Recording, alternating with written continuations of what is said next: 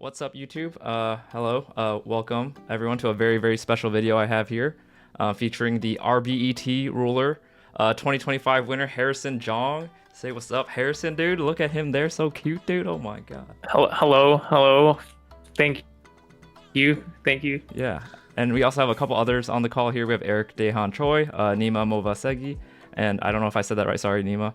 But Bro, he nailed that, oh, dude. sick. Oh my god, that's perfect. Yeah, I Nice. mentioned them before, but this has been the squad behind I guess the infamous Blackwing 41 list that we have going around and doing pretty well at events lately.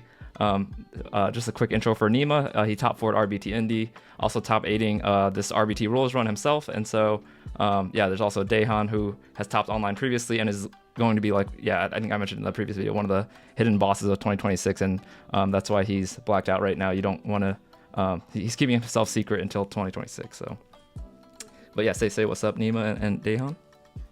Yo. Yo. Thanks for having us. Dude, of course. Thank you guys for hopping on the freaking day after Harrison won out the whole event, baby. Yes, sir. Dude, You were right. everyone made time for our boy here. So yeah, I guess just from a high level, we'll go through Harrison's RBT setup, mentality, and kind of specific deck choices going into an event like this. And then Nima, also I want to hear your takes on what performed well at this Rulers and in testing. And then lastly, we'll do an in-depth breakdown as the deck of a group that we've been working towards. But yeah, let's just get into Harrison's RBET Rulers run. How did you feel about your prep going into RBET Rulers? I know you played a lot with Daehan. You're in War League. Did you happen to feel more prepared for this than other events that you've entered in the past? I wouldn't say I felt more or less prepared. I think just have been playing more specific matchups. I feel like usually for us, we kind of go through our flavor of the week of testing whatever it is. Right now, it's currently Vayu, and as we'll talk about in the run, that really paid off. I don't like the volume. I don't like a lot of matchups, but I also just like the Yap. But yeah, I didn't feel more or less prepared per se. I will say though, for the volume matchup, I did feel a lot more prepared. Mentally, I feel just because I don't know, it was kind of coming up out of nowhere. I was like, oh shit, this thing's tomorrow. So I Friday, I just submitted my list, signed up, and I was like, all right, well, that's it. And we're going tomorrow. I think everyone knows when I talk, I'm a serial doomer. Yeah, right. I think everyone can vouch for that. But yeah, I think in terms of the mental, I think no matter how much you doom, the moment you sit down and you shuffle your deck, I like IRL because you get to talk with your opponents, and that kind of helps ease my nerves a little. But once you draw your 6, game starts, and you kind of just got to trust everything you've prepped and done up to that point. So yeah. I mean, I'll always doom before, but you just play what you get. Yeah, definitely. Do what you can. Yeah, so that's actually something I want to talk about as a follow-up to this prep for RBT Rulers, is the mentality of going into an online event versus in person. Personally, I feel a lot less jitters round 1 of an online tournament because there's not really as much at stakes as far as I didn't have to pay for travel, I didn't have to pay for hotel. I just literally logged on, sent a deck list to a retro bot or RBT bot, and that just kind of puts the jitter round 1 jitters a little bit more at ease. So I don't know, how did you feel about it, or Nema as well? You guys can both answer this. How did you guys both feel about entering RBT Rulers? Because it's an online invite only event versus when you guys went to LDS, for example. Nima, do you want to go first because you signed up first? Sure. Well, my perspective will be probably different because it'll be my first online tournament that I entered. I played one War League match prior to this, and that was pretty stressful. So, yeah, no, for me, online, it was kind of comforting because I could just sit on my laptop and just play, and in between turns, I can either quickly do something, or if I need to use a restroom or something like that. It's not a lot of pressure, and there's not people around or distractions, so I can kind of create my own environment, which was nice. Although from just other games that I played, I like to see my opponent. I like to see how they act when I play, so that also plays into how I kind of make decisions. Yeah, no, that makes sense. Yeah, so this is, I mean, besides War League, this is the second big online tournament I've played, and I think there are different types of nerves for me going into online because online you get to play against, not just people from like the area who are traveling, like, so you're like regional players, but you get international players, and some of the biggest names, are international, for, Blackwing, Value, like just the top decks, and some of the top players in general are international. So that crop of players, going against them is really tough. And I mean, that's also one of the things that makes online, I think, a little more exciting sometimes is, you get easier access to just play everyone. I feel like for me, like the routine doesn't affect too much. I feel like, I just try to get water and stuff. It is nice to just be able to walk to your own bathroom and kitchen, whatever. But I feel like generally, like, I'm pretty, like, it feels like I'm glued in, and I guess, you can't really see your opponents. So that is definitely one thing. But for me, like, I usually do take my time with my turns in general, like sometimes to a fault, for sure. But I think, that kind of plays into like how I play both online and IRL. I will always just try to think through something for like about a minute or so before I actually go through my turn. And once I start moving, then it's faster. So no, I think it's definitely always good to take like that 30-second, like assess exactly what you drew from your hand, and then like even if it plays simple, like like I know Keegan, I saw on some of the plays you made, like, oh yeah, obviously you just do this, like you have 3 cards, but every time you see like a new card, you definitely want to take time to analyze and make sure you're making the right play and you're not accidentally throwing something, because I've literally done like throws in the past, and I'm sure everyone has, like, by acting too fast. And so you definitely want, especially in higher pressure situations, take your time in those moments. So no, that definitely makes a lot of sense. And and we'll talk about more as like the pressure builds up as you guys have both made more and more progress throughout the round. So I think the last thing that we want to preface this event with is that it is one of the few invite-only events of the year. So like everyone there is going to be better than your average player, if not like mostly everyone will be. So I think like deck list choices are very important here, because any deck building advantage you can get here is like basically amplified, I feel, because there's just like there's a lot of expectations going, because they can look up your previous topping lists, and like they might have like, oh, he doesn't play Gores here, so when you do show a Gores, all of a sudden it's like it changes the whole aspect of the field. So I think that basically summarizes like how we went into this event and how you felt about, like, online versus RL. So let's kind of hop into your deck list. I'll pull up here if you guys want to pull that up. So this is Harrison's RBT winning deck list. I see that it has the, oh wait, is this oh no, this is Nema. Sorry, Nema. I have Harrison's pulled up now with the double value. I was like able to tell just from the one card, but yeah, this is Harrison's top championship deck list. Let's freaking go, bro. What the? And you play 2 value, you're cursed. Do you want to tell the story behind 2 value, or because we'll go get into your kind of. Should I tell the funny story or the actual story? I think you can do funny first and then actual after. How about that for the people? All right, so I think of value as the 2 siblings in my family. So everyone plays 1. I'm the younger sibling, so my sister came first, so it's the first value. When my parents found out that they were having me, originally my dad was like, no, I don't want this kid, but my mom fought for me. So I just as my mom fought for me, I gotta fight for the second value. That's too funny, actually. I love that story. Let me find my second value, man. This is a heartfelt story. I gotta. And then what's the real but yeah, on the value? So on the like actual deck side, so this, I started with 2 and I went back to 1, and there wasn't any like strong reason I went to 1. I just kind of was like, oh, let me try 1 for a bit. But then I've only played like 1 event with 2, and after talking with, so one of the people I talk with the most is Chofil, and he was the one who kind of convinced me to go back to 2 value, just talking about the general like explosiveness you have with the deck when you have 2 value. Yes, of course you can draw it a little more often. I know Marcus told me the odds. I don't remember exactly what it is when you go from 1 to 2, but it does increase quite significantly, and you will see it more. But I think part of the skill set of that comes with going up from 1 to 2 value is learning how to play with it, and just in general playing with your cards. But the way I used to think about it was you get 1 for Shura ideally, and then you get 1 for Blizzard Chain Block with Whirlwind. So if everything works out, that's what you get. But it's not always what you get. But if you draw 1, you at least in theory have the other in the deck, unless you draw both, which I did. So so I'll talk a little bit more of like this value specific choice for you. I think for RBT Rulers, it makes sense to have like a little bit more explosiveness, because like you're not going to win just by, you know, out like, well, you won't always win by just outgrinding, but whatever it is. But like having a higher ceiling definitely can help in smaller tournaments like this. Like having that consistent value gale or sure gale value play, access to that, access to the whirlwind block, just like a lot of different applications for value here. Like, did you feel like it came up a good amount in your games, or was it negligible? I know you said you opened double value once. Did you lose that game, or did you claw out of that? Like, how did those games go?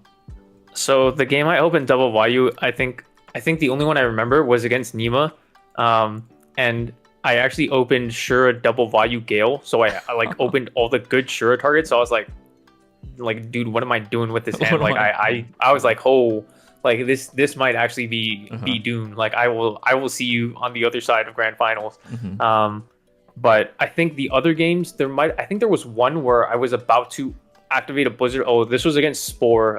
They were on Gigavice, and I think I had sided out the second value, and like that actually came up where I shouldn't have taken it out. I think I should have kept it in because I needed it to chain block my oppression. So after that match, I just thinking of like what Profestorm would say to me, you never take out the second value.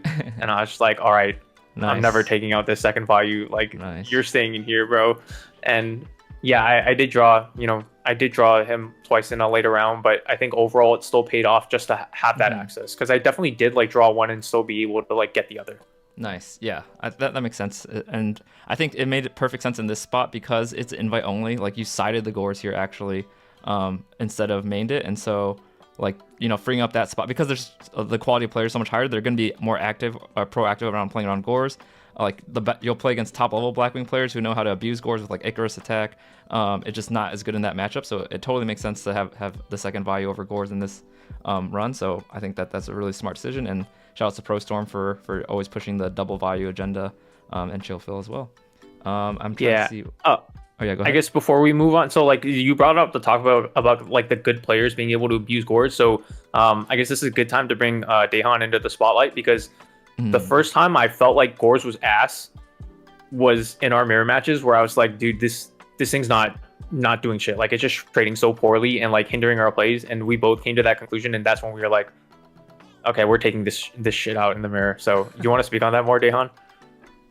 Yeah, I think we just noticed that like we weren't playing into it unless we had an out like Mirror Force or Icarus attack. I wasn't playing Mirror Force, but Icarus attack or collude or like even just a collude plus prison takes care of the token and the Gores.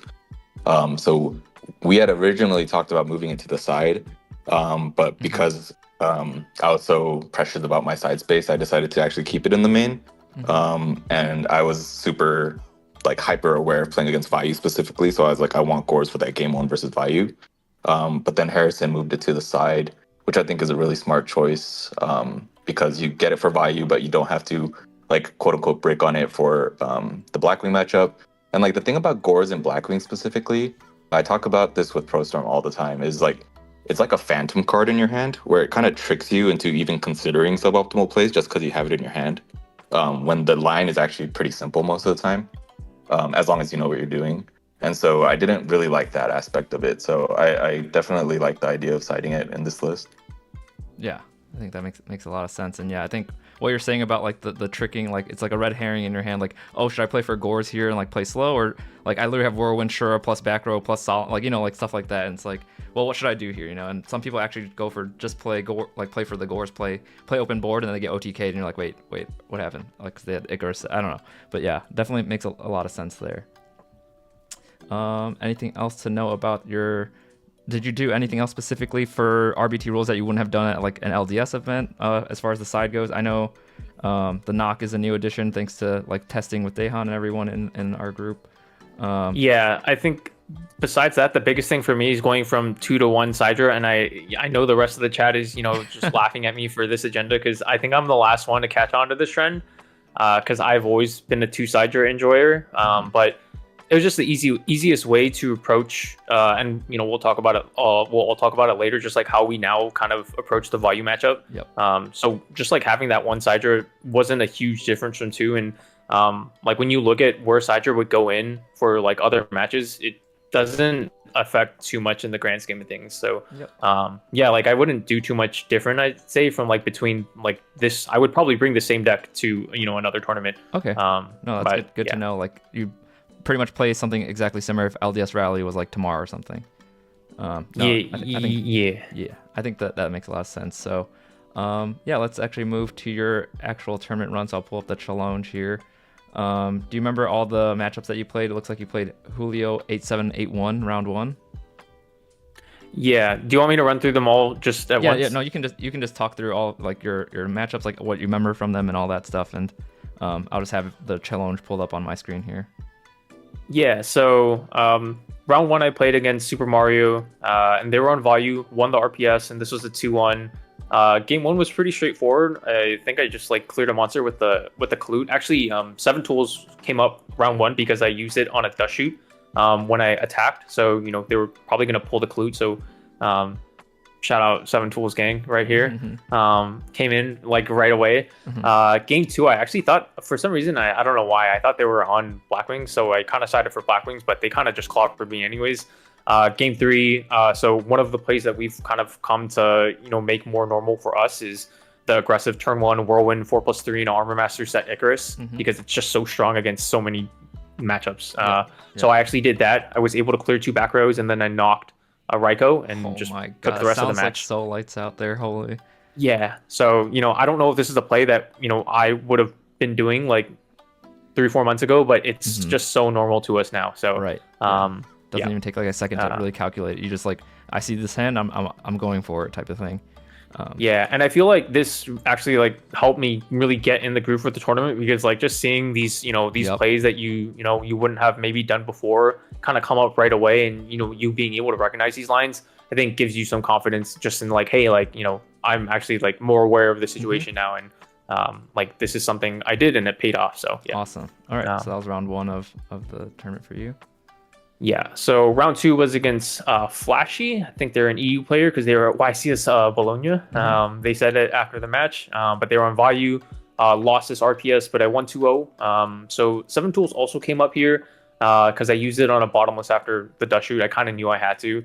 And I was in a pretty good position, but I had to clear a Trooper, and they drew. So they drew with the Trooper, and then they drew for turn. One of the cards they drew was a Gale, so they ended up making Thought Ruler, and it put me in a really bad situation. Looking back at the VOD, I think if they actually keep the Thought Ruler, I lose. But they ended up tributing for Kai's to get rid of the Whirlwind, which I can't blame them. Because at that point, TRA has kind of done its work, and you know, you want to clear the Whirlwind for potential like top decks. But I was able to claw back myself and win that one with Dad, funny enough. Game 2, I took a little risk into a T-set late game, just like going for Brio. But yeah, I think it was worth it. Just kind of the game state and like where I was versus where they were.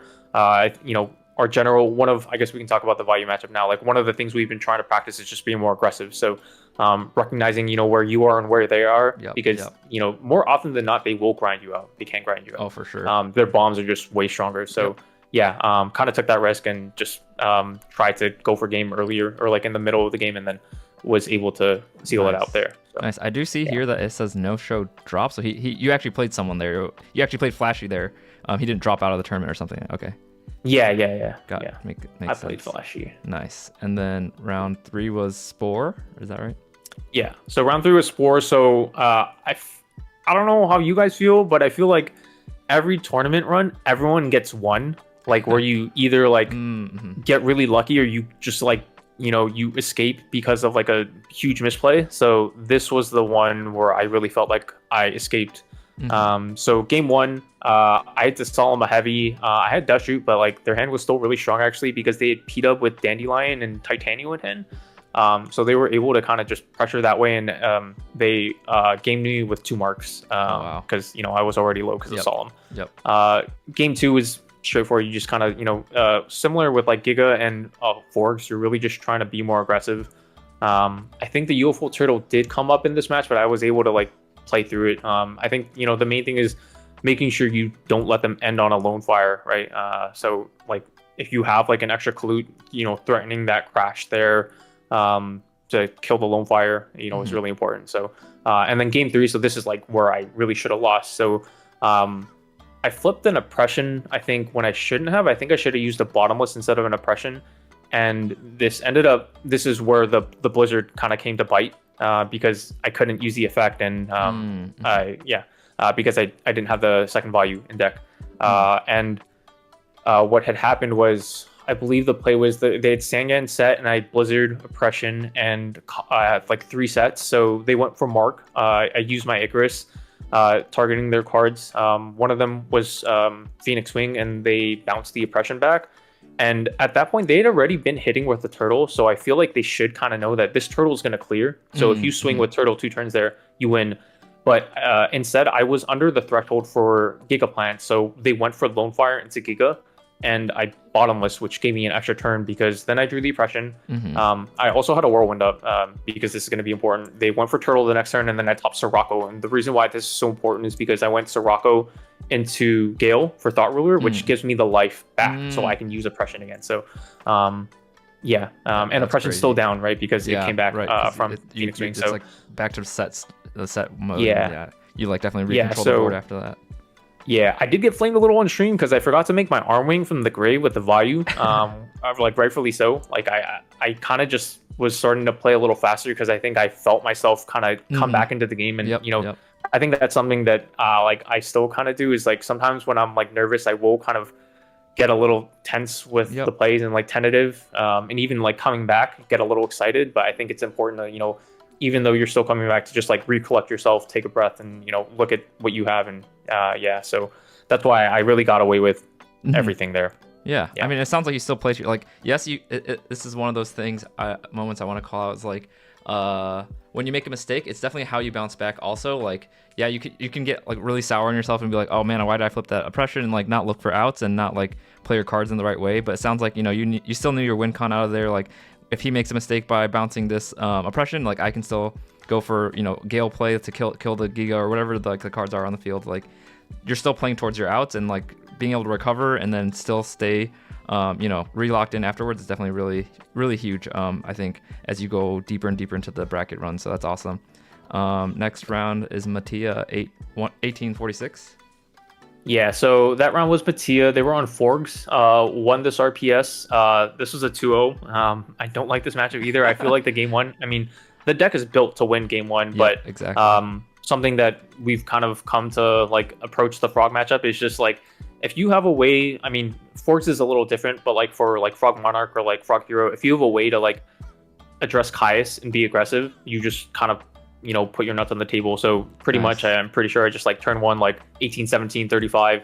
And I had like ways to address their combo too, I think. So they were only able to make Colossal, or either that, or they just didn't have access to like full combo. And I had the Blizzard to bounce the Colossal, and then they had a brief opportunity to come back, but I had an Icarus attack to prevent the Black Rose from coming down. So that's how I won game one. Game two, I noticed they didn't rip Fufu turn one. They waited a turn and they drew the Ocean, which I'm pretty sure is the only hero in their deck. That's so insane. What the heck? Yeah, but in general, they just kind of bricked that match. So just like being aggressive in that match has helped a ton. So it was a pretty quick 2-0. Nice. I think that's definitely Forg's like scariest matchup is an aggressive Blackwing player. Vayu can be aggressive too, but they don't always get hands like that, whereas Blackwings are more often than not very like slammable. So that's awesome. And then next round you actually play against our fellow group chat member here, Nema. Nema, you've been lurking all the way in. You made it all the way top 8 winners side. Let's actually run it back and go through your run a bit, because I'm curious to see how some of these matches went for you. Sure, let me pull up the challenge real quick. Okay. All right. Well, that's kind of a little weird. I get singled out here, but it does show that I got the bye round 1. Yeah, I think everyone that's in the round 2, like Floatstone as well, also got a bye, but I guess they just placed them over there. Wow, that's actually funny. I'm the only one that gets to show that I got a bye. Most people got a bye. I think there were 20 something buys. Yeah, because like the odd number of like entrants in the bracket. Yeah, it was 41 people. Yep. I think 41, 42 people, and then everyone else, they had to make it up to 64. So makes everyone's sense. got buys. So I think it took not that much time. They had to like resolve some tech issues, so it took like another like 40 minutes till we finally got to start playing for all the people that got buys. So first round was against Floatstone, which I believe was on Diva Hero. I don't remember too much off of that. I think just like game 1, it was Blackwing stuff, and then game 2, had a crow at the right time, and was able to push back. Yeah. Nice. I think round 2 and 3 were a little bit more notable. I think round 2, I think opponents started off with some like Greffer and stuff like that, and then cool. Then all of a sudden he threw Whirlwind down, and I was like, oh, it's the hybrid version. Oh, was it hybrid Blackwing for that round? It was hybrid Blackwing, okay. yeah. Gotcha. And this is where we're definitely going to talk about this card a lot more moving forward. I'm expecting it to see a lot more in people's lists, but 7 Tools literally won me my second game. Mm-hmm. It was a situation where we both had 3 cards on the field, and I went for an Icarus on his monster in back row. He Solemns, and I 7 Tools it, and it puts him down to 33. And then, at that point, I just win on the following. Yeah, I mean, if anyone ever pays half their life and doesn't actually get to negate the card they were meaning to, it feels like that's kind of good. Yeah. Wow. Yeah. That's insane. And then the round before you played Harrison. I'm not even. Yeah. So this one was as Harrison said, because he played Forg, I played Frog Hero. So first game, I think he just goes swap pass, and I have Borashur in hand with an Icarus, and I just summoned both attack, put him down to 45. I don't think he Kais me. I forget what happens, but like I literally like win on the following turn. Nice. Because of just like hyper aggro within the like first turn.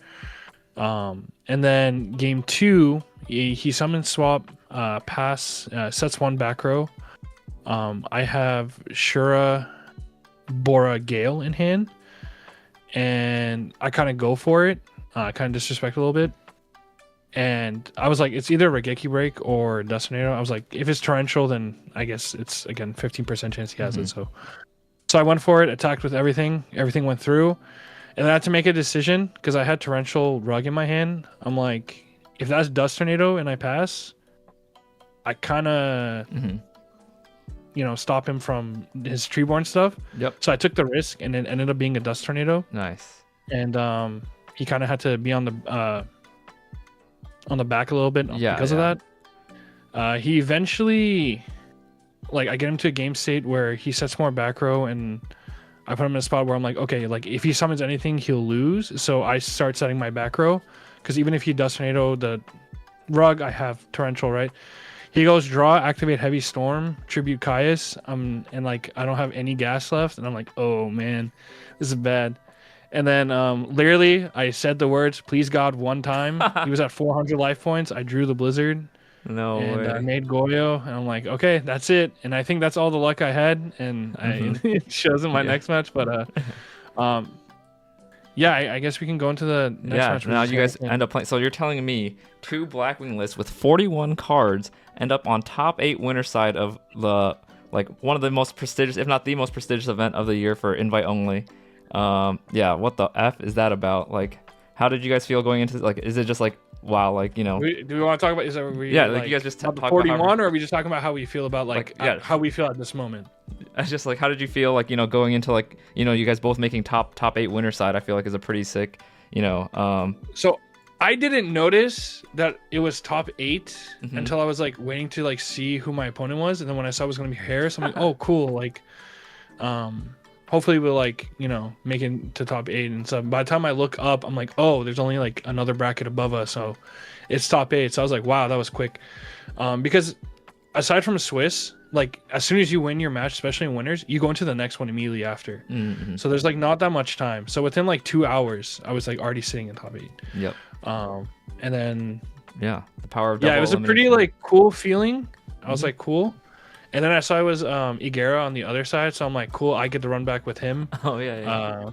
Because we played at Indy last round of Swiss, and he was on Vibe. But when I saw he was on GBs, I'm like, and Harrison will get into it. Nice. I think I hide it a little bit better, but I am also petrified of that matchup for some reason, or I don't like it as much. It's definitely been a matchup that the group chat has been working on. I know that Harrison and Daehan, you guys have both been you guys had a session where you guys grinded it out and figured some things out that really punishes people that aren't playing GBs to the highest level. And even if they are, that deck is limited in what it can do some of the time, especially against I would consider Blackwing one of its worst matchups for sure. But yeah, like Harrison, what are your thoughts on like finding out that you're playing Nema in top 8 and stuff like that? Yeah, I think I was in a pretty similar position, just like kind of going through the bracket and like, you know, just waiting to see who's next.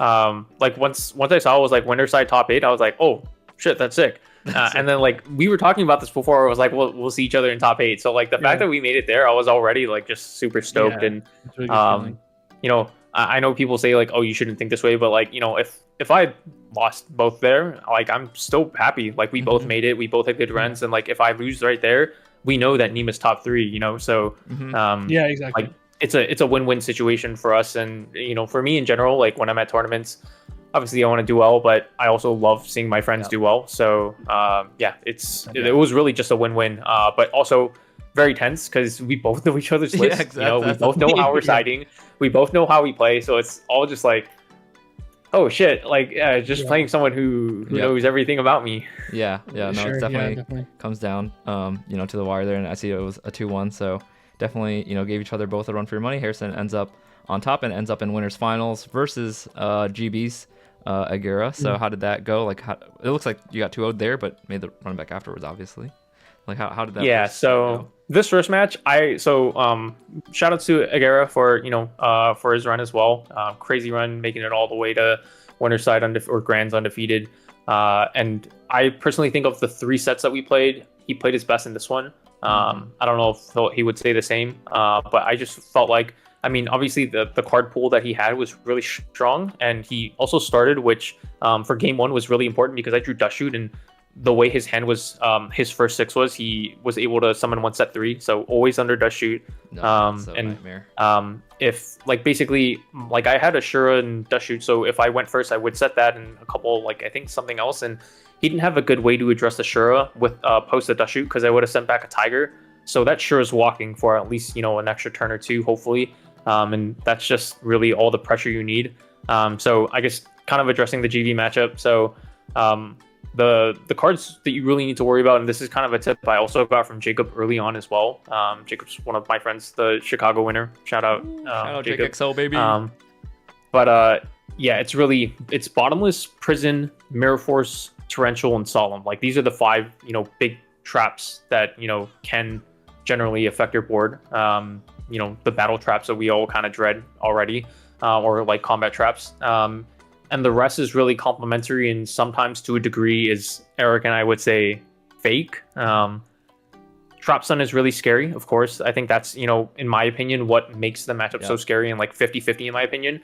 But, you know, as long as you are able to identify these back rows over the course of a couple turns, and obviously, you know, they're not always going to like draw one monster and 5 strong back rows. So, you know, the onus is on you as the player to like kind of figure that out. But if you are able to figure out what their back rows are, then it really becomes a lot easier to navigate, and just being aggressive. Like you're the better aggressor overall. Usually the exception is Prisma Tiger. I think that's really like the most explosive play, and it's really good. But yeah, I basically kind of like lost game 1 because like first second. And then game 2, I also just kind of got mollywopped. Yeah, I think they had 4 back rows, and one of them was road. So realistically, I was like never getting through. Yeah.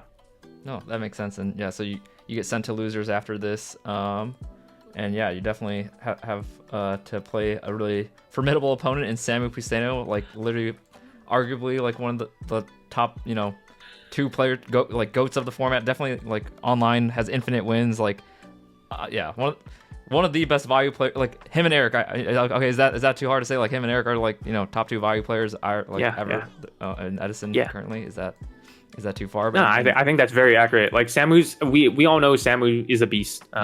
You know, whether you want to label him as an online player, like I'm sure Samu's played IRL to some degree, but you just can't deny Samu's results, and even like his gameplay.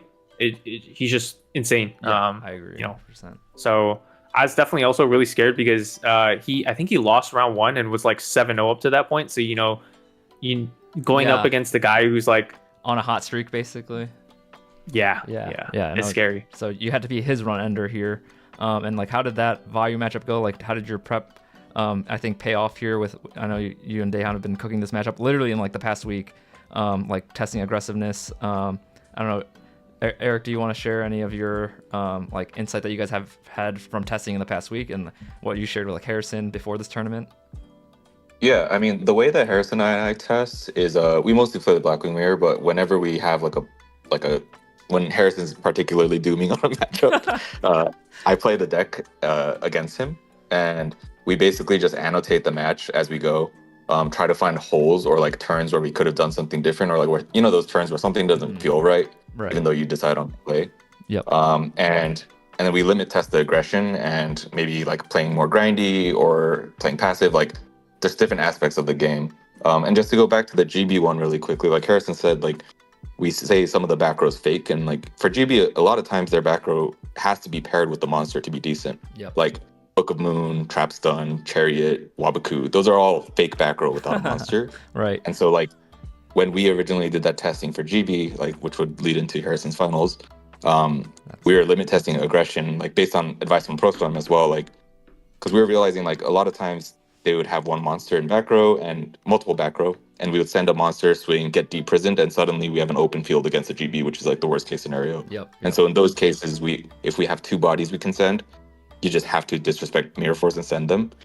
And so we were kind of testing the same stuff against Vayu, particularly in the early game. Because what I found in my testing with Sizzle is like, I try to grind with him, and like many times I'm successful, and then out of nowhere a bomb comes and I just die. And I'm like, is this a me thing or is this a Vayu thing? And then I realized it's a bit of both. Like you cannot get in the mid game with them. And so Harrison and I were trying to find areas where like, can we apply enough pressure early so that they can't unbrick their hands? Because a lot of times it's pretty bad, it's like Plague, Necro, or like they play a lot Vayu of pieces.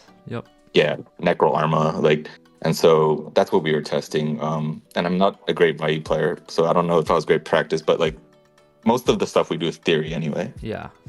No, that's awesome. I think that's really good insight for people to understand. Like I think on like when you're reviewing the VOD, it looks very like, oh, this guy's just freaking sacking this guy. He's just slamming Whirlwind, like like using all his cards. But like it's more it is more calculated than that, because you guys put in the hours to understand these spots in like a different way. Like maybe if you had 5 back row, you don't go for like the spread board, but because he has 1 back row, like what are the odds that's actually Mirror Force there? So I will summon Sirocco plus Bora, and I'll actually like test for that back row right now, and it puts the onus on them to actually have Mirror Force there. And if they don't, all of a sudden the game is like it goes from like a 50-50 to like 70-30 your favor out of nowhere. And like those are sometimes the odds that Blackwing has to take, and not everyone considers when they're playing Blackwings, I would say. And so like I think you guys definitely I think it's just so funny that you guys were prepping for Vayu so hard this last couple weeks here, and then also you had the prep for GB, which was your finals. Like you literally played like matchups that you specifically trained for, and like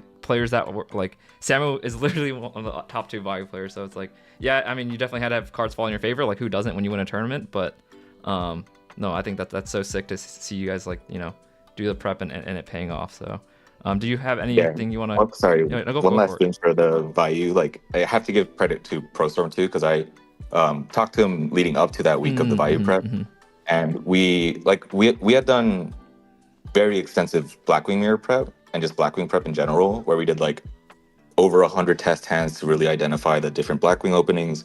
And we kind of did the same thing, assuming going against a T set, which ProStorm always says is like hardest skill in Edison is playing into T set. And so he literally has a spreadsheet where it's decision treed out, like every possible option plus follow-up. And we just talked through it all. And many times in the group chat, I'm just stream of consciousness, like just spamming stuff in there, And so a lot of it was that, like, these are the combinations we can expect to see. Like, if they're a good player, it's going to be like hamster, bottomless, hamster dust. Bottomless is less likely if it's hamster. Raiko's more likely because there's 3 copies versus 2 copies of hamster. And if there is a hamster, it's probably not a battle trap because they want us to swing into the hamster. Like, we had mapped that all out, and like there was way more preparation. Like you said, it looks like slamming, but it's very calculated slamming. Yeah, exactly. I just love, like, it looks like, like exactly what you said. It's just so funny. I don't know, to me, like, yeah, it looks like you get sacked, but we're all understanding like what's going on beneath the layers of the sack. So did you have anything you want to say, Harrison, about the Samu match? I know that that was on stream, so like how did that go? So think game one, like his turn one was super passive. Like when you see Arma or like Greffer no back row, that's one of the best situations you can come across.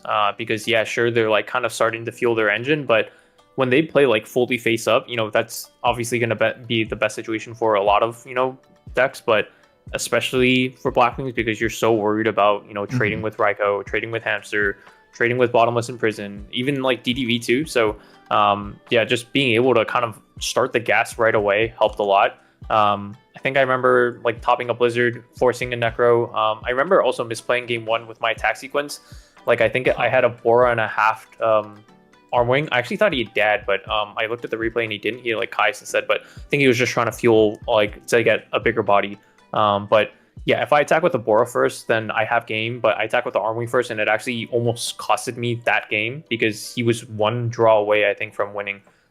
So you know, kind of, and even in that moment, right, there's a learning like point about like, oh, like even though I know like this has to be returned to win, like I still need to figure out and like map through like what the right sequence is going to be. The sequencing mattered here because specifically of the Armed Wing gaining 500 over a Necro Gardener in defense, right? Like that was the secret because you committed Arma to attack first. You now have to attack with, I mean, Armed Wing to attack first. You now have to attack the defense position Necro, and then like the Bora, is now able to get Necroed, which is like such an obscure like one-off case. But now we know like because the boost matters, like the pathing of that sequence can definitely matter.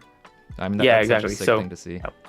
Yeah, so that was huge. But you know, getting that win was a giant relief, and so the game two is probably what I would say was like the biggest gamble, and I think the longest turn I probably took the entire tournament. Like I'm sure Samu was also like, bro, you got to make a play, and like I understand. But this is kind of where our calculated risk really came in because he opens with the T set. So I don't remember like exactly what the full hand. I mean, I could probably fast forward to it real quick, but I know for sure I had Sirocco, Bora, Icarus. So I think normally, you know, we might previously think to like, oh, set up like the set monster and set Icarus. Like, oh, I have 2 Sirocco, Vayu, Icarus, and then Kalut. So I think normally we might like even just set Vayu, set Icarus, and kind of hope to play into that. Or, but from our experiences, the good Vayu players really prioritize back row removal. Of course, it's not always going to be Dust, you know, or MST. But if you know, kind of compare the outs, especially game 1 versus game 2 and 3, there's 4. There's 2 bottomless, 2 prison, and then there's 3 Dust and 1 MST. So you're kind of hedging 50-50 there. And it was a really big risk there. So starting with the Sirocco test for bottomless, and once that's safe, slamming the Bora there is the second move. And it's just a matter of, you know, whether you want to play for Hamster, which Samu plays 2 of, so it's a little scarier, or really taking the gamble and, you know, trying to put the pressure on them. You know, if it's prison, then you obviously are going to be in a tough situation, but you trade 1 for 1, and then the Raikou is probably going to flip and trade the other guy anyways. So it's not like the worst thing there, but yeah, so doing that 36 on the Raikou was huge. Just, you know, that's a half their life almost. So that pretty much gave me the opportunity I needed to just kind of assert the pressure and put him on the back foot. And I know like this turn, I didn't set the Icarus either, because like at that point, the attack goes through, the summons went through, so it's probably going to be Dust or DDV. And, you know, if it's DDV, let it be. And if it's Dust, then I'm not going to set the Icarus there right away. I can still wait a turn to like mix the back row up, and I drew heavy next turn. So, I had a really strong hand for sure. But like, you know, it's just an example of like waiting that extra turn, you know, can pay off, and you don't have to like set right there. So, like that immediately came from our practice. I just remember thinking right there, like, holy shit, like, did we take this gamble? And I was like, that's why I was thinking for like 2 minutes. I was like, trying to recall all our practice right there and thinking like, is this the play that's really going to set the match? And it is. Like, that was the most important turn. I think like, that's after that, right. Like 3600 turn 1 is just like, I mean, that's infinite pressure. I think it's also crazy. Huge, Oh yeah, what was that? Sorry, I was just gonna say that was huge because that damage mattered so much, because Samu ended up in positions where just to survive, like main 2 make Armed Wing.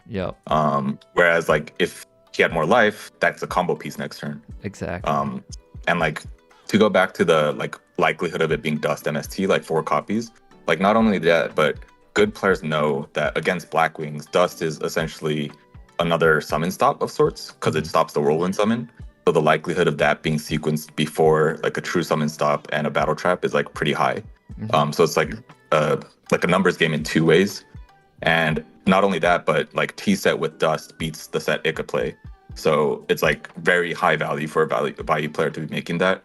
And so Harrison basically just made that read perfectly and then set him on the back burner immediately and had a strong hand, of course. Yeah, no, I think like I'm just smiling so much because it's so like it looks so much like Slam, but dude, because you now know that the back row is Dust Tornado like 99%, so now you're not setting that back row and you get rewarded for it by drawing the heavy off the top. Like yeah, that's sack, but like plus one, you have to be lucky. Two, like you play to your outs perfectly that, and then when the next card is heavy, that's just you being rewarded for making conscious, good, calculated decisions, in my opinion.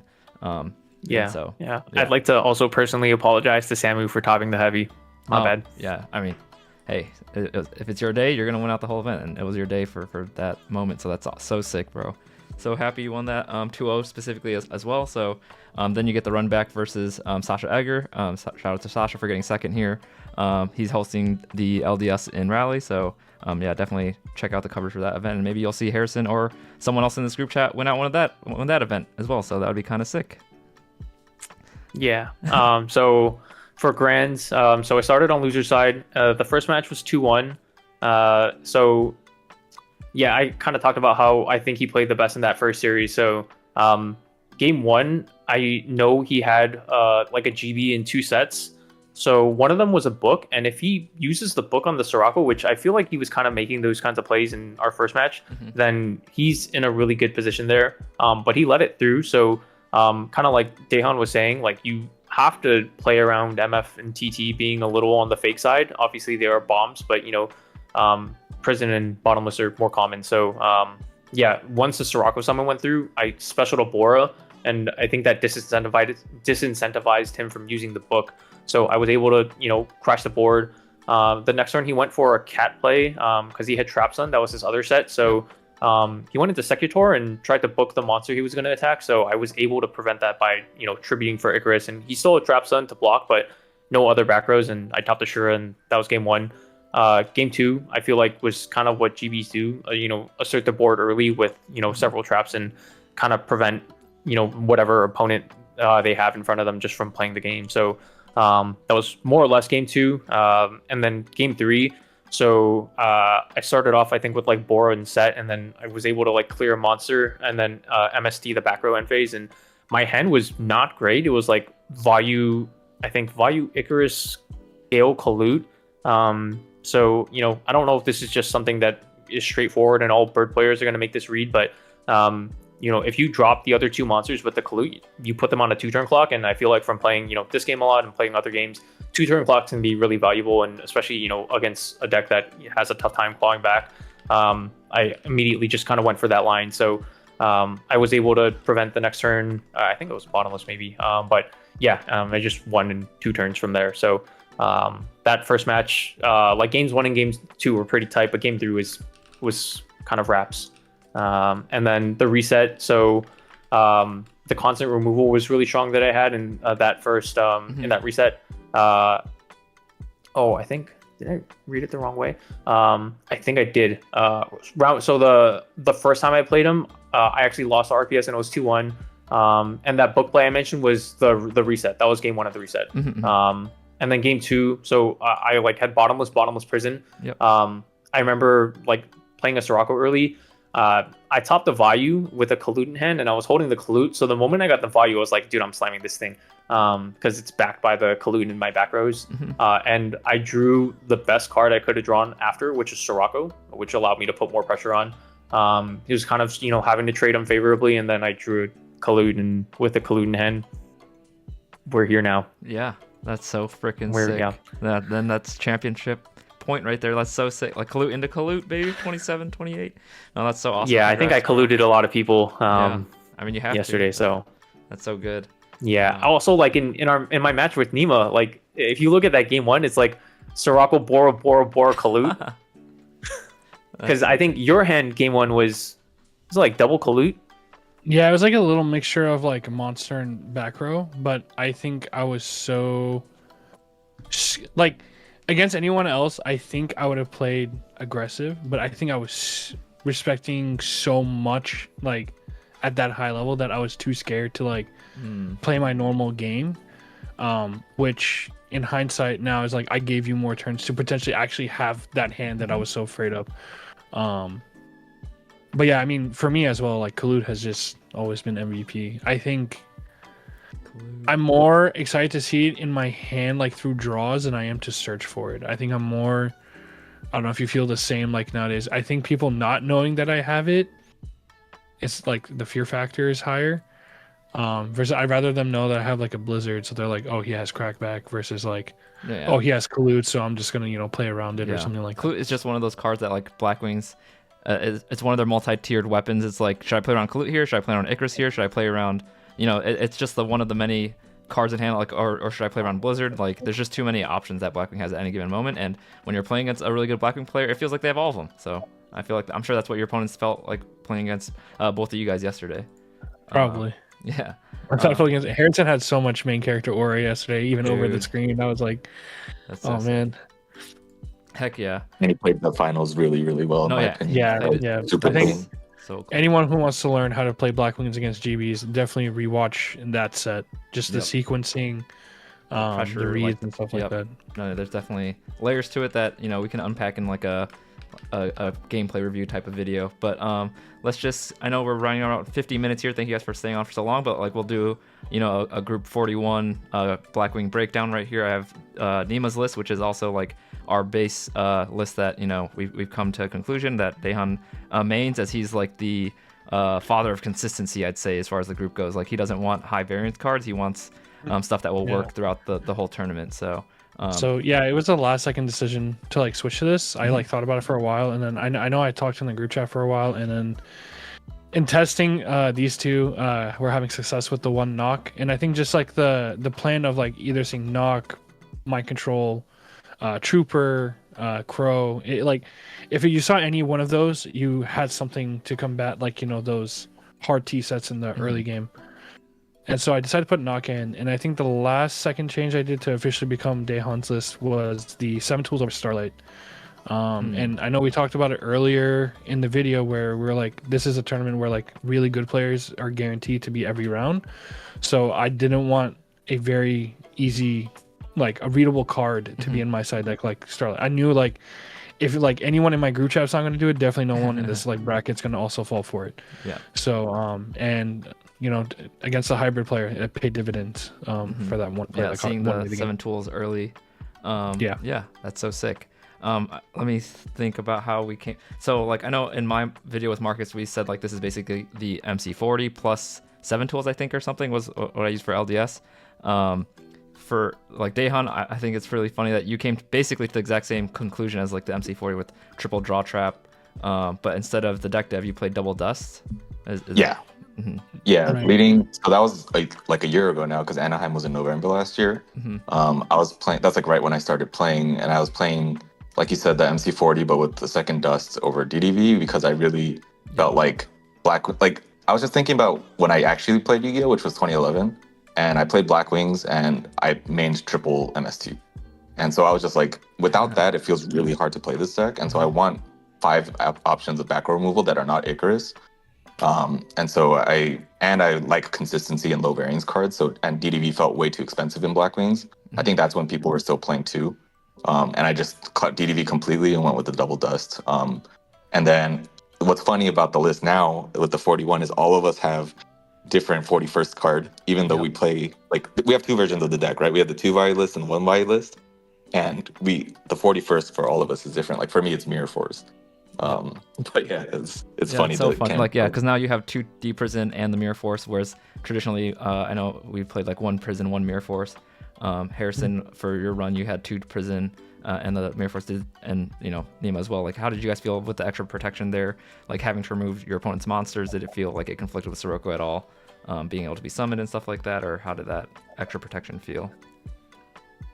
So I'll probably go first, because what I'll probably say is more relatable to most people is that prior to this group chat, I swear I was not playing like Sirocco correctly, like with these battle traps and like bottomless.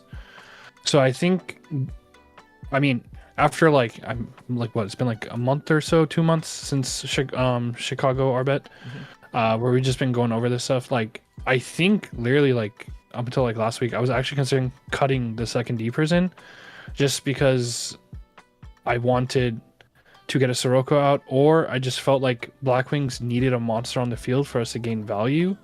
So I was just like, I'd rather have a like more back row removal, something like that, to like guarantee my short goes off, my Sirocco stays, you know, stuff like that. But I mean, I think my big thing is like people also want to see two, and I kind of want to see two myself, like against those matchups that have like low monster counts, like GBs, right? I want to remove them off the field and stuff like that. So I ended up just keeping it in anyway. That'll be my 41st card if you want to go that route. All right, that makes sense. Like Daehan's 41st is Mirror Force, yours is the second D prison. Yeah. And I think Harrison is yours the Vayu, or what do you consider as like your extra card that you played? Yeah, that's definitely I feel like it's a tricky question. So I feel like I don't consider it the second value, but if you have to like pinpoint the points of the deck that make it 41, for me it was wanting to find a way to play two value. So that's the first thing. Wanting to play 3 draw traps, which is the second thing. So that's kind of a culmination of both you guys and also talking with Phil too. It's just like because I've tried 1 and I've tried 2. I've also tried 0. And I know some people, you know, everyone has their kind of own flavor, but you know, I tried the Spectrum, so I wanted to try the other one. And all three you guys and Phil were saying just like 3 increases your consistency and helps the bait removal. And you know, Blackwing just need to see their cards to play the game. So that's why it sounds like all 3 of you guys prioritize 3. So that's why I went with 3 draw traps. So it's the second one. And then the third one is probably the 7 tools. For me, just like having that card, which, you know, we can all kind of talk about here, is just being able to proactively promote your game plan. Because, you know, if they have like the summon stop tier or war one, just being able to chain link 3 it with, or chain like spell speed 3. Is it spell speed 3? Yeah. Or 4? Yeah. 3 with the 7 tools. Like there's only a couple cards that can, you know, counter that. Yep. So being able to just say like make your play go through there is huge. So I'd say like it's a mix of those 3, but I feel like I don't have I guess it's probably the draw trap, but yeah, that's I feel like I don't know. I don't feel like I have like a 41st. It's like a 40.5 card, like right. 40.3. Like they all feel like kind of necessary. Like it's to the point where every card kind of influences each other in a way, like, you know, where you want every piece working in like harmony, kind of. And I think that makes a lot of sense. Yeah, that's really sick. Let's see. I see you played Jar of Greed over the in this list instead of Triple Legacy. That's pretty funny. Yeah, you mentioned it too, because like the chain decks, you want something to be able to play into like accumulated fortune. Yeah. I mean, that was not my purpose 100%, but like definitely being able to play. If someone played Chainburn in RBET Rules and then like they played Jar of Greed and you won because of Jar of Greed, that would have been the most hype sequence. Like, I don't know. I think that's just a funny like timeline that we could have lived in. And like I think Daehan, if you want to like talk over the sideboard plan, because I know you basically crafted this the most out of all of us. So I feel like we can go through like the monsters, the spells quickly, and then like kind of the traps as well, like how you ended up on these numbers. I think to talk about the side plan, we have to talk about how we even landed on 41 to begin with. Oh, yeah, of course. Yeah, I forgot the exact idea behind 41. Yeah, so 41 happened because ProStorm was in my ear about I have to play 2 value. And then I was like, I really value his opinion, but I don't like 2 value. And I'm like, all right, I'll try it. And then I started trying it. And every time I would lose, even if it wasn't actually the case, I would just be questioning, like, did I lose because I have second value? Did I lose because I cut that card for this value? Is it because I don't have Mirror Force? Is it because I don't have the 3rd legacy? And it was just messing with my head. And like I think a lot of you guys know, like when I'm not locked in, I'm like actually so assed. Okay, so I wasn't gonna say yep to that, but you baited me. Okay, go. Yeah. Yep. Yeah, so I was like, I would rather take the slight consistency hit over the course of 7 to 8 games in a tournament, rather than not be locked in for those games and like not doubt that I don't have all the cards I want. And not only that, but like with the side plan, we have a very structured side plan. I actually didn't even know you guys were using it for the longest time because like I said in the group chat, I just spam shit all the time. And one of the things I put in there was my side plan, and it works almost perfectly with 41. But many matchups you have to cut a legacy with 40, and I really don't like cutting legacy because Blackwing early turns so much of the time is just passing, and like yeah, you can fake gourds and stuff, but like people are just gonna call that out if they understand it's Blackwings. And so like being able to just do something turn one and like get your engine going and stuff like that with Legacy was just so important to me, that I just ended up doing it. I know. Sorry to ProStorm for being on 41, but like when I first brought it up, I did not think you guys were gonna go 41. Like I was just saying because I was like in my head about things, and then like when I forgot who the first person that picked it up was, but like when you guys started doing it, I was like, wait, what's happening? Yeah. So yeah, that's how it started. I mean, do you guys want to talk about 41 real quick before we get to the sideboard? Yeah, I think I YOLO picked it up like for LDS because I was like, I definitely want like the space for that draw trap. Like I always felt like annoyed if I can't set something turn one, like whether it be dust or MST or like a draw trap, and like just having that slight extra consistency of seeing a draw trap and baiting removal and like punishing players for wasting heavy or MST on it incorrectly and stuff like that. Like there's just too many benefits of playing that card in my opinion that I know everyone else played double value LDS and I stuck to single, and I know like that's how we landed on the singles this list, but like never again hashtag never. But Harrison will always have it. That's so funny. But oh yeah, I think the 41 and with the giving the extra comfort of the 16th card of your side deck being able to be included is like is low key kind of crazy how it all worked out. Yeah, definitely agree. Probably have to save this conversation for another time though, but definitely at some point we need to talk about the fall off of deck dev as a whole. Yeah, I think that also made a lot of, I guess, space in the deck as well and changed game plans maybe. Let me see what differences we actually had in the side, like in Harrison and Nima's side plan. It looks like Harrison doesn't play Fissure. Oh, okay. He played Fissure over Gores, and that's the only difference. Yeah. Also, I'm playing 3 dust overall instead of 2 dust and 2 7 tools. Okay. 17, yeah. Okay, so you added like a couple cards, like second 7 tools being like a third dust equivalent. I think. It's just like a comfort pick for you. Is that why you picked the second dust or third dust? I mean. Yeah. I think just dust feels a little more versatile in the aspect of you can just have spot removal. Like I still like the fact that 7 tools is just very, very constructive to the game plan, but in my mind, like paying I guess twice is still a lot. So like I'm not opposed to it. I just think I need more experience and comfort to get there. And like right now, I'm just so comfortable with 3 dust that yeah. No, I think that makes sense. I think it makes sense because you're also siding the Gores. So if you're siding Gores, you might as well side in like the extra dust because it's a chainable instead of a 7 tools, which is hard committed. I think just small stuff like that it literally always comes up. Like the smallest percentage thing I feel like you do to a deck can always come up. Like I know Daehan, you decide on having knock more as like an option. What did you cut for that, and like why did we add knock here? Yeah, real quick on the 41 thing too. I know everyone's like cut a draw trap, and it kind of cascades if you do that, for at least how I view the deck. Because when you cut a draw trap, you suddenly don't have access to like Legacy Gores as one of your strongest play as often. And then when I see that, I'm like, I want to cut Gores because I don't even really like Gores to begin with because like good players don't play into it. Yep. So then I'm suddenly at 39. And then I'm like, and then if I'm in this range, I might as well play Starlight. And then if I want Starlight, I want 3 prisons. Yep. And it just keeps going, right? Yep. That's another reason for it. But I think Sizzle feels the same way about his 41 too. Like you can't move a card because it moves 3 other cards that's attached to it. Exactly. Yeah. And like for the second 7 tools thing, what's interesting is that for this list, it's not actually a replacement for third dust. It's a replacement for Starlight Road. So Starlight Road. So you're saying second 7 tools was actually not a replacement for Dust Tornado, but a replacement for Starlight Road? Yeah, so that is like a material difference between Harrison's list and Nima's list. Because the 7 tools, Starlight Road is so high variance, and I was looking for a high impact card in the Blackwing mirror specifically. And as we tested more and more, it felt like 70 is just a blowout if you time it correctly in the Blackwing mirror. And so I just wanted to see one like as quickly as possible.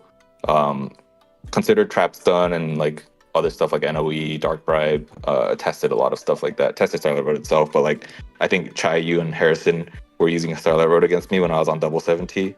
And like one, I would just pinpoint the Starlight Road and never play into it. And then when I finally play into it, I have 70. And then I think that's when you guys both cut it. But yeah, that's kind of the point behind that. And then to go to the knock, that was a second crow. I was on 3 crow for the longest time, and then we eventually cut 1 for trooper. Yep. And then cut the third one or the second one for knock. And the reason was like more and more I was realizing like, oh, 3 crow feels good versus value only because we're letting them get to the mid game where they're comboing to begin with. like that's not the hard part of the deck. The hard part is T set. And so they're opening T set with 6 copies, like I think 60% of the time, or set monster 60% of the time. And with the 4 copies, you're in like the 40% range.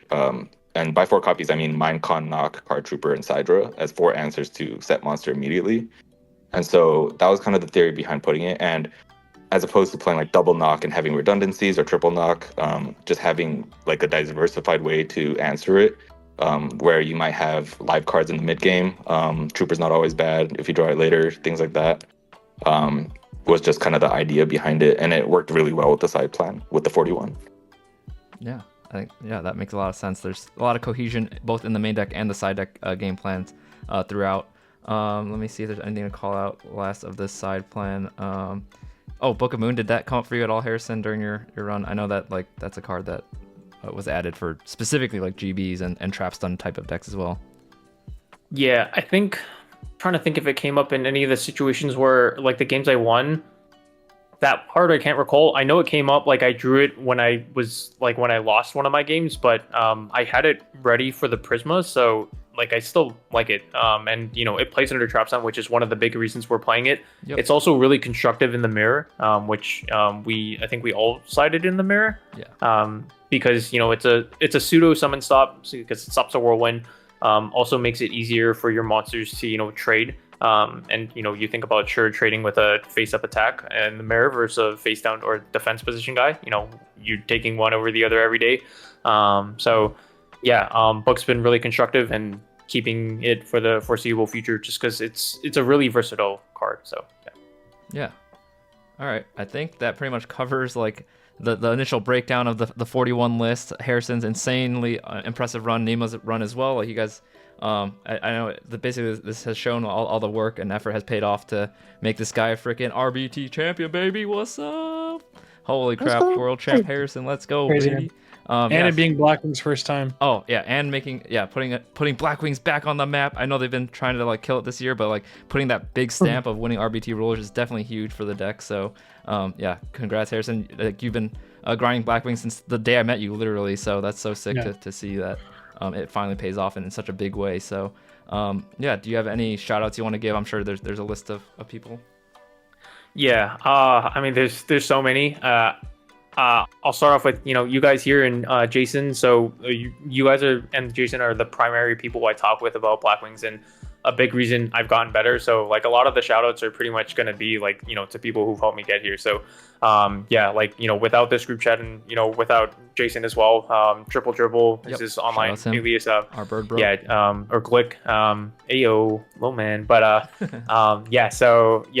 without you guys and all the understandings of, certain card choices, like definitely not understanding the deck itself, the builds, and like, especially the mirror match, it's huge because so many people play Blackwing. So, learning how to play, like, I feel like some people are like, oh, I got sacked, when they talk about like playing against the mirror, but I like the mirror. I think there's a lot of nuance to it. And yes, of course, there are certain cards that can blow it out, but I think all our practice has helped us to play against, different caliber player levels. Yep. And you always have to be prepared for everything. So, so shout out you guys, without you guys, this run truly is impossible. So, I guess on the topic of, the other bird players, I think a couple people might come up twice because they're on like teams as well. Nelson, Johnny, Phil, ProStorm, Henry, Hector, Red Gadget. I've talked with all these guys at some point about birds, and it's kind of come to where I am now and where we are now. So without them, and also you got to shout out the goats, Ludo and Yeong Daime as well. Definitely. They paved the way. Just watching their VODs, like I don't talk with them too much. I think I've talked with Yeong Daime a couple times, but just like watching them and understanding them has helped me so much. So in terms of the bird squad, it's all you guys and anyone who plays birds, man, just keep it going. Go birds. If I can do it, you can too. But the other shout out, so Keegan and the staff, so Asian with Hat, Nova, Foxy, helping to run the event and just make it happen, giving us a space to play. Always really grateful for that. And I thought it went well overall.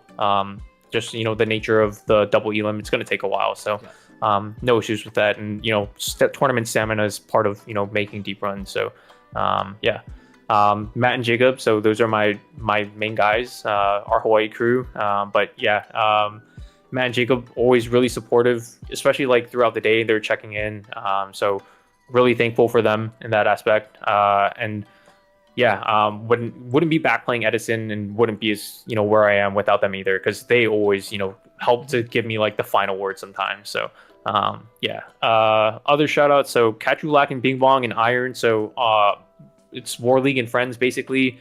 So our team, so Matt Fitz, Jordan Max, Nelson, Ethan Johnny, Eric or Sizzle, Daniel, Trevor, Anthony.